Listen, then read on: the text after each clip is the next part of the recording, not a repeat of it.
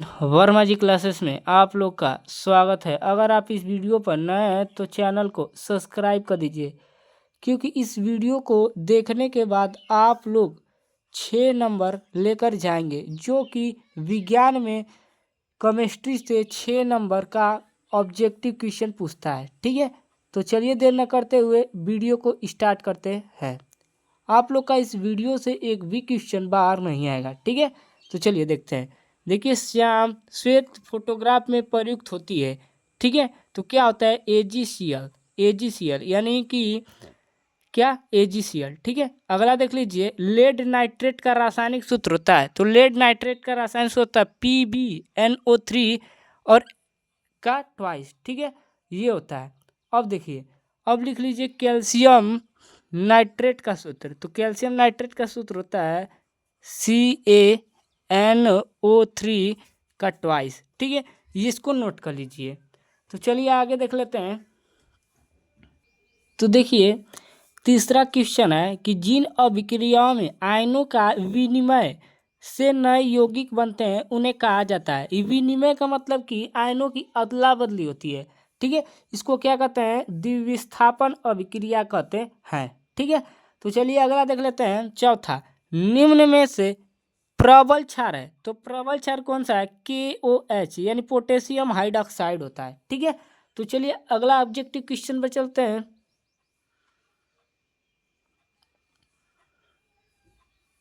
देखिए, H2SO4 के जलीय विलयन का pH मान होता है। तो देखिए देखिए यहाँ पर क्या लगा है? हाइड्रोजन लगा है। ठीक है, तो देखिए हाइड्रोजन लगा है तो ये कौन सा होगा? अम्ल होगा, यानी इसका जो pH मान होगा क्या होगा? 7 से कम होगा। कितना होगा? 7 से कम हो जाएगा। ठीक है, तो चलिए अगला देख लेते हैं। अगला है छठवां कि क्षारीय विलयन का pH है। तो क्षारीय विलयन का जो pH होता है ना, 7 से अधिक होता है। ठीक है, अगर 7 पूछ दे, अगर 7 रहे तो वो उदासीन होता है।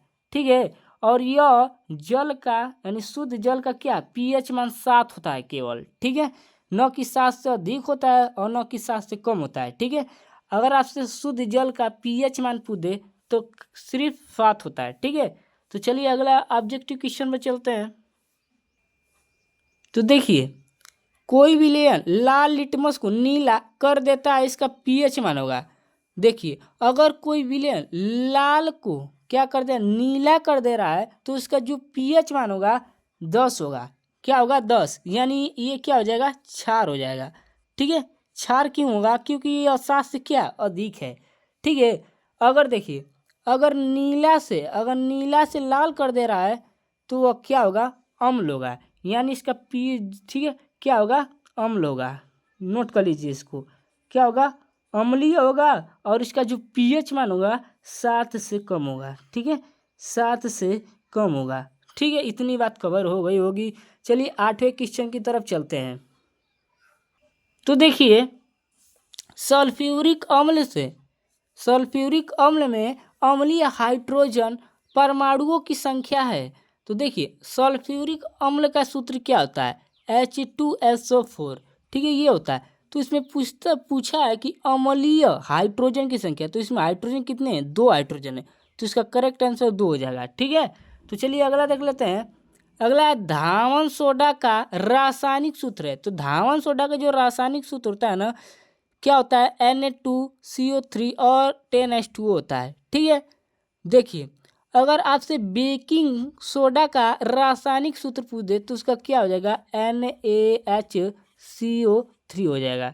ठीक है, अगर आप लोग से बेकिंग सोडा का रासायनिक सूत्र पूछ दे तो होगा NaHCO3 होगा। ठीक है, तो चलिए अगला देख लेते हैं हम लोग। तो देखिए, अम्लीय अम्लीय वर्षा का pH मान होता है। तो अम्लीय वर्षा का pH मान क्या होता है? 5.2 होता है। ठीक है, अब लिख दीजिए रक्त का pH मान। किसका? रक्त का pH मान होता है 7.4 होता है। ठीक है, क्या होता है? 7.4। ठीक है, अब ये क्या होता है? क्षारीय होता है। ठीक है, इतनी बात कवर हो गई, अब इसको नोट कर लीजिए। ठीक है, देखिए अगला है कि क्षारक के साथ हल्दी का रंग होता है। तो क्षारक के साथ जो हल्दी का रंग होता है भूरा लाल होता है। ठीक है, क्या होता है, भूरा लाल होता है। तो देखिए अगला है प्लास्टर ऑफ पेरिस का रासायनिक सूत्र होता है। तो देखिए जो प्लास्टर ऑफ पेरिस है ना, उसका रासायनिक सूत्र CaSO4 और ½ H2O होता है। ठीक है, तो यहाँ पर जिप्सम का भी आप लोगों से पूछ सकता है, तो जिप्सम का सूत्र लिख लीजिए CaSO4, ठीक है, और 2H2O होता है। ठीक है, ये क्या होता है, जिप्सम का रासायनिक सूत्र, इसको नोट कर लीजिए। तो चलिए अगला चलते हैं 13वें क्वेश्चन की तरफ। तो देखिए अगला एंटीमोनी है। तो एंटीमोनी क्या है, एक उप धातु है। ठीक है, अगर आपसे सिलिकॉन पूछ दे, क्या पूछ दे, सिलिकॉन पूछ दे, ठीक है, और आर्सेनिक पूछ दे, आर्सेनिक, ठीक है, तो ये सब क्या है, ये सब क्या है बेटा, उपधातु हैं। ठीक है, तो चलिए अगला देख लेते हैं अधातु। ठीक है, तो अधातु क्या है, फ्लोरीन, क्या है, फ्लोरीन। ठीक है, जैसे में सोडियम हो गया, ठीक है, मैग्नीशियम होगा, ये सब क्या है, धातु हैं, क्या है, धातु हैं। ठीक है, तो चलिए अगला देख लेते हैं ठंडे तनु अम्ल से हाइड्रोजन गैस बनता है। ठीक है, यानी हाइड्रोजन गैस बनता है, तो क्या हो जाएगा करेक्ट आंसर, जिंक, क्या हो जाएगा, जिंक। तो चलिए आगे देख लेते हैं। तो देखिए कौन सी धातु ठंडे जल के साथ अभिक्रिया कर लेती है, तो सोडियम ये और कैल्शियम। ठीक है, ये दो एक ऐसी धातु हैं जो धातु के साथ ठंडे जल के साथ भी अभिक्रिया कर लेती हैं। ठीक है, तो अगला देख लीजिए एल्युमिनियम की सतह पर ऑक्सीजन का परत बनना क्या कहलाता है, तो एनोडिंग कहलाता है। क्या कहलाता है, एनोडिंग। ठीक है, तो देखिए अगला है मैट में मुख्यतः होता है, क्या होता है, मैट में मुख्यतः होता है, मैट का मतलब चटाई। ठीक है, इस पे क्या होता है, Cu2S होता है, Fe। ठीक है, यानी कि कॉपर सल्फाइड और फेरस सल्फाइड होता है। ठीक है, अगला देख लीजिए ताम्र ग्लांस का रासायनिक सूत्र होता है। तो ताम्र ग्लांस का रासायनिक सूत्र क्या होता है, Cu2S। ठीक है, तो चलिए अगला देख लेते हैं 20वां क्वेश्चन। तो देखिए परावर्तनी भट्टी का उपयोग होता है। तो परावर्तनी जो भट्टी होती है इसका उपयोग निस्तापन में होता है। ठीक है, तो अगला देख लेते हैं, अगला देख लेते हैं, ये मोस्ट इम्पोर्टेंट क्वेश्चन है। ठीक है, इसको नोट कर लीजिए। फफूलेदार तांबे में कॉपर की प्रतिशत मात्रा होती है तो 98%। ठीक है, मैं कहता हूँ कि 100 में 100% गारंटी है। आप लोग का रसायन विज्ञान का 6 नंबर इसी वीडियो से फंस जाएगा पूरा का पूरा। ठीक है, तो देखिए अगला देखते हैं फफूलेदार कापर है। तो फफूलेदार कापर क्या है, कापर जिसमें 2% अशुद्धियाँ होती है, यानी एक ऐसा कापर जिसमें 2% क्या होती है, अशुद्धियाँ होती है, उस ये क्या क्या कहते हैं, फफूलेदार कापर है। ठीक है, अगला देख लीजिए, देखिए अगला है कि मुद्रा मिश्र धातु है। ठीक है, यानी मुद्रा में क्या क्या मिलकर बना होता है, देखिए कॉपर होता है, कितना होता है, 95% होता है। ठीक है, अब क्या होता है, SN होता है, ठीक है, 4% यानी टीन होता है। ठीक है, अब देखिए फास्फोरस होता है 1%। ठीक है, इतना होता है मुद्रा में। ठीक है, तो चलिए 24वें क्वेश्चन की तरफ हम लोग चलते हैं। तो देखिए निम्न में से कौन सी धातु ऊष्मा की कुचालक है, तो देखिए कौन सी धातु मोस्ट इम्पोर्टेंट है। ठीक है, मोस्ट इम्पोर्टेंट है। ठीक है, यानी निम्न में से ऐसी कौन सी धातु है जो धातु बोला, ध्यान सुनिए, ऊष्मा की कुचालक है। तो देख लीजिए कौन सा है, सीसा है। क्या है, सीसा। ठीक है, जिसका देख लीजिए अगला, निम्न में से कौन सी धातु अधातु सामान्य ताप पर द्रव अवस्था में पाई जाती है, तो ब्रोमीन है। ठीक है, ब्रोमीन है। अब पूछ दे कि कोई ऐसी कौन सी धातु पूछ दे, धातु की जो किसी कमरे के ताप पर द्रव अवस्था में पाई जाती है, तो पारा है।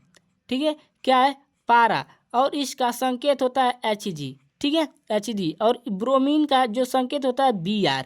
ठीक है, ये होता है। तो चलिए अगला देख लेते हैं हम लोग, 26वें क्वेश्चन की तरफ चलते हैं। तो देखिए ब्रातम कोश में 7 इलेक्ट्रॉन वाला तत्व होता है। अगर किसी तत्व के बाहरी कोश में 7 इलेक्ट्रॉन है तो अधातु होता है, अधातु। ठीक है, अगर किसी ब्रातम कोश में, ठीक है, अगर किसी तत्व के ब्रातम कोश में यानी बाहरी कोश में, ठीक है, अगर 1 से लेकर के 4 इलेक्ट्रॉन है तो वह धातु होता है। क्या होता है? धातु। ठीक है, इतनी बात कवर हो गई होगी। चलिए चलिए 27वें क्वेश्चन की तरफ चलते हैं। देखिए, प्रयोगशाला में सर्वप्रथम किस कार्बनिक यौगिक का, ठीक है, निर्माण हुआ था? ठीक है, तो देखिए आप 2 बार हो गए, इसको काट दीजिए। निर्माण हुआ था तो यूरिया होता है। क्या होता है? यूरिया। ठीक है, इसका सूत्र लिख दीजिए NH2CONH2। ठीक है, अगला देख लेते हैं हम लोग आगे। तो देख लेते हैं अगला 28वां क्वेश्चन है आप लोग का। एल्केनो का सामान्य सूत्र होता है। तो देखिए एल्केनो का सामान्य सूत्र क्या? CnH2n+2 होता है। ठीक है, तो अब आप लोग से पूछ दे एल्कीन का क्या होता है, तो एल्कीन का लिख लीजिए CnH2n होता है। ठीक है, क्या होता है? एल्कीन का सामान्य सूत्र होता है। ठीक है, एल्कीन का होता है। ठीक है, CnH2n होता है। ठीक है, तो चलिए अगला देख लेते हैं। प्रोपेनॉल का अणु सूत्र, सॉरी यहाँ पे देखिए अणु सूत्र नहीं, क्रियात्मक समूह। ठीक है, तो प्रोपेनॉल का जो क्रियात्मक समूह होता है क्या होता है? सिंगल मैट CHO होता है, यानी ये एल्डिहाइड ग्रुप का है। ठीक है, अगर आपसे एल्कोहल पूछते हैं, एल्कोहल का, ठीक है, एल्कोहल का, ठीक है, अगर आपको एल्कोहल का क्रियात्मक समूह पूछ दे तो लिख लीजिए OH होता है। क्या होता है? OH होता है। अगर आपसे कार्बोक्सिलिक का क्रियात्मक समूह पूछ दे तो उसका क्या होता है? COOH होता है। ठीक है, अगर कार्बोक्सिलिक का पूछ दे। ठीक है, तो चलिए अगला देख लेते हैं। तो देख लीजिए 30वां क्वेश्चन है आप लोग का। एसिटिक अम्ल का IUPAC नेम होता है। ठीक है, ये हर बार पूछता है। ठीक है, इसको नोट कर लीजिए। देखिए, होता है एथेनोइक अम्ल। क्या होता है? एसिटिक अम्ल का जो IUPAC नेम क्या होता है? एथेनोइक अम्ल होता है। ठीक है, इसका सूत्र लिख दीजिए CH3COOH होता है।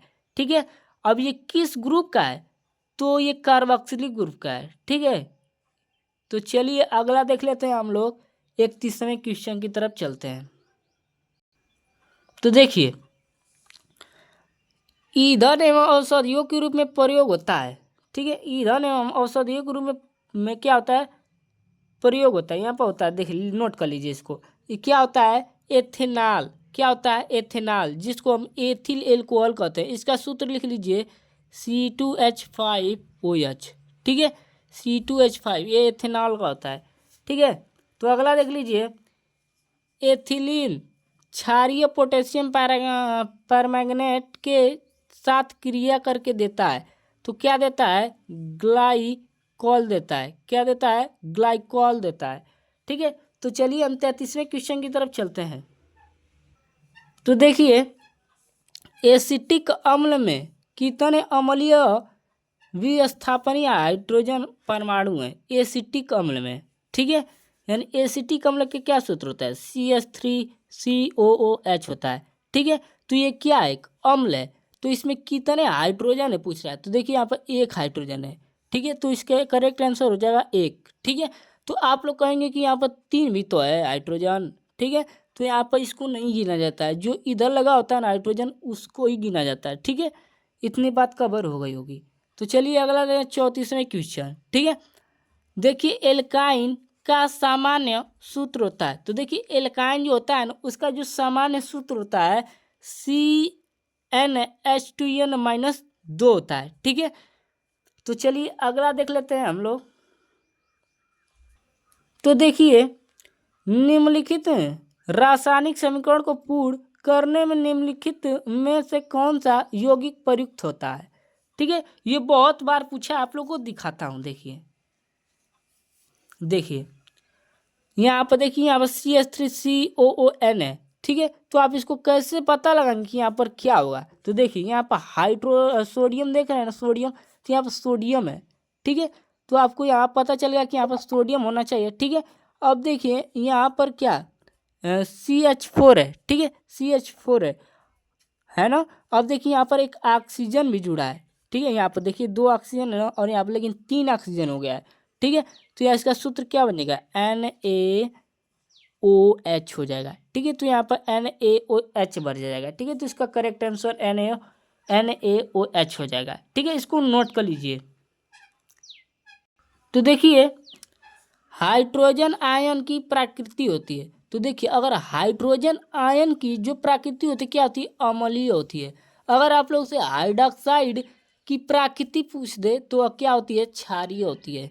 ठीक है, क्या होती है, क्षारीय होती है। इसको नोट कर लीजिए। ठीक है, तो अगला 38 क्वेश्चन, पेयजल यानी पीने वाला जल, ठीक है, को जीवाणु रहित बनाने में प्रयुक्त होता है। तो देखिए क्या प्रयुक्त होता है, ब्लीचिंग पाउडर यानी CaOCl2। ठीक है, तो इसका नाम लिख लीजिए कैल्शियम ऑक्सीक्लोराइड। ठीक है, ये होता है। ठीक है, तो चलिए अगला देख लेते हैं 39वां क्वेश्चन आप लोग का। तो देखिए क्रिस्टलीय धावन सोडा में क्रिस्टलन जल के अणुओं की संख्या होती है। तो जल के अणुओं की पूछता है। ठीक है, धावन सोडा, तो धावन सोडा का सूत्र क्या होता है, Na2CO3 और 10H2O होता है। ठीक है, तो इसमें पूछा क्या है, जल के अणुओं की संख्या। तो इसमें जल कितने, 10। तो इसका करेक्ट आंसर क्या हो जाएगा, 10 हो जाएगा। ठीक है, तो चलिए अगला देख लेते हैं। पीएच की इकाई होती है, यानी कि जो पीएच की इकाई क्या होती है, यानी कि जो पीएच होता है ना, इसका मापन क्या होता है। ठीक है, तो कुछ नहीं होता है। ठीक है, कुछ नहीं होता है, करेक्ट आंसर हो जाएगा। अगर आप लोग को इस वीडियो को देख लिया है तो 100% इस वीडियो से आप लोग का पूरा क्वेश्चन फंसेगा। ठीक है, तो ऐसे ही मैं विज्ञान के 3 वीडियो लेकर आऊँगा जिससे आप लोग का 20 में 20 नंबर पक्का हो जाएगा। ठीक है, तो वीडियो पसंद आए तो चैनल को सब्सक्राइब कर दीजिए। तब तक के लिए धन्यवाद।